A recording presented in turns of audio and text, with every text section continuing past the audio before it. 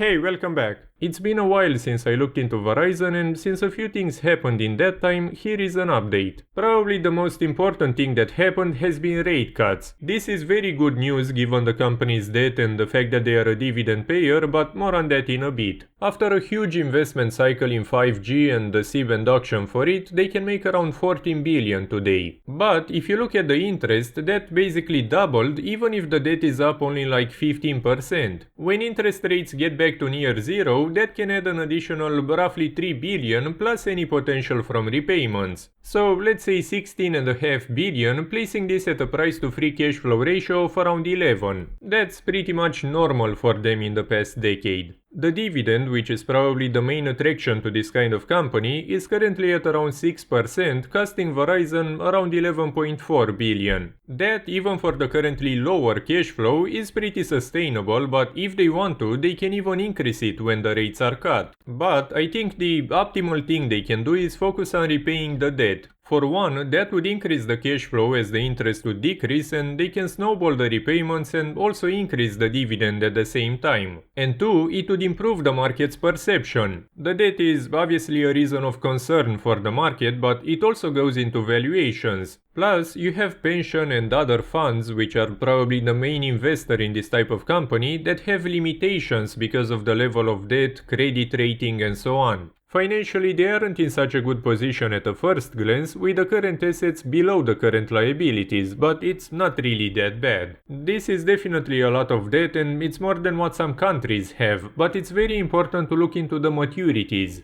The debt is spread up until like 2060, with no year that has a significant payment, and normally they have to pay like 3-4 billion in interest. What it means is they can keep rolling the debt over and over, which they do, and only deal with the interest. What's left is then used to pay the dividend and maybe reduce some debt in advance or do buybacks if they want. We see almost 100 billion in equity, which went up a bit this year, which is decent, but we can find better in this industry. What they can do, and again I think would be the best thing right now, would be focusing on repaying the debt. They did some cost savings of 2-3 billion, and now the logical step to move this momentum forward is lower the debt so that you pay less interest and can focus on other things, as I said. So not only do they have what seems like a lot of debt that's actually manageable, but they also make more than enough to pay the interest and have some 10, 15, 20 billion in cash flow left. These companies are literal cash cows, and I don't think people realize how much money they can make. Not only that, but they actually have quite a decent, roughly 15% cash flow margin on the revenue, which is impressive, but it's an oligopoly. I guess because of it, a risk could potentially come from the political and legislative side, although that's impossible to predict. It can change every 4 years.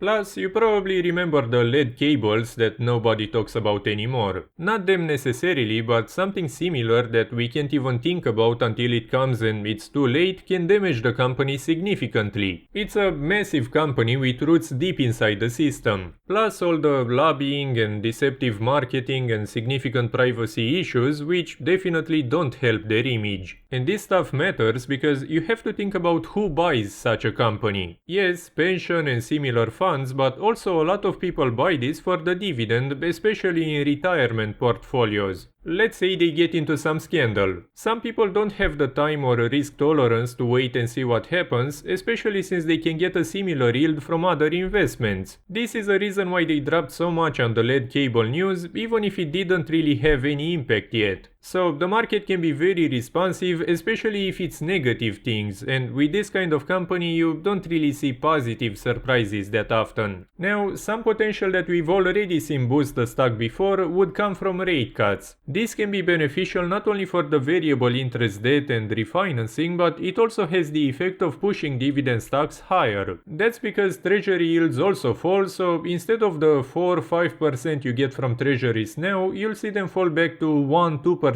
again. That, compared to some 5, 6 or even 8% at some point, plus a bit of potential to grow above inflation from Verizon, makes money move back into this kind of asset. It's a pretty normal phenomenon, and this is a reason why I've been actually focusing on dividend stocks in the past couple of years. I was able to get Verizon even for a yield on cost of more than 8 or I think 8.5% today, plus a 20-30% profit. This is far from the best one, by the way, but but it's something that I think comes maybe once in a decade.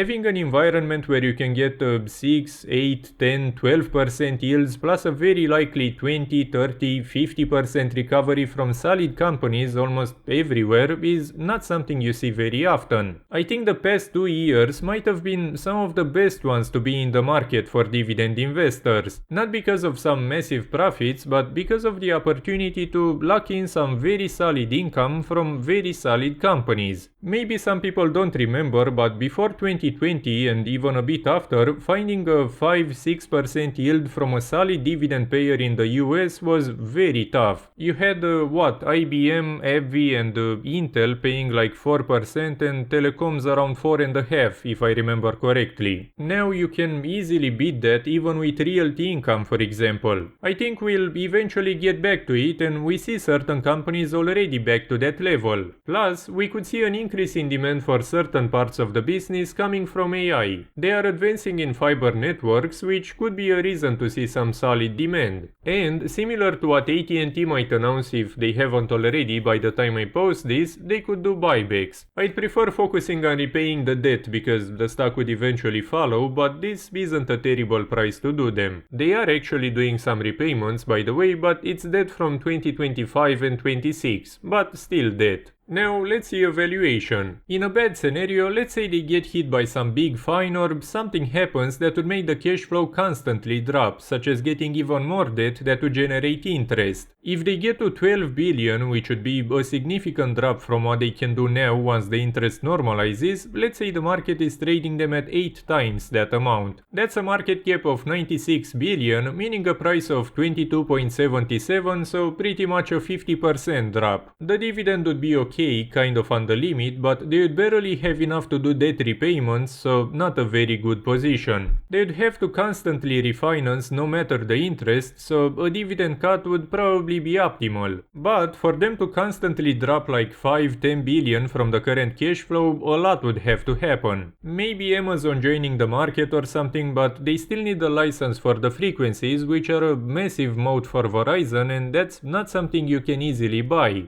In a second scenario, let's say they stabilize at 17.5 billion per year, which is around the current level with normal interest. For a ratio of 10, that's a market cap of 175 billion, meaning a price of 41.57, so pretty similar to the current one. I'd say they are currently around a fair value range for what they can make, but there is some potential upside. In a better scenario, let's say they manage to get to it. If they do some cost savings, lower the debt or anything to recover to the close to 42 billion operating cash flow from 2020, they should be able to make around 20 billion. Add a bit of market optimism and they can get to a ratio of 15. That's a market cap of 300 billion, meaning a price of 71.26, so around a 60% profit. This, by the way, would get them to a yield of 3.8% at that level, so relatively okay for them in a low rate environment. In such a scenario, they can do buybacks, increase the dividend, lower the debt and the interest, so there is room to make them more appealing to the market. There is also the potential for a spin-off that can take out a good chunk of the debt at once in any scenario, similar to what at&t did. So overall, I'd say Verizon is decent at the current price and yield, especially for a dividend or a retirement portfolio. It's okay from a financial point of view and most importantly can make a ton of money. This slow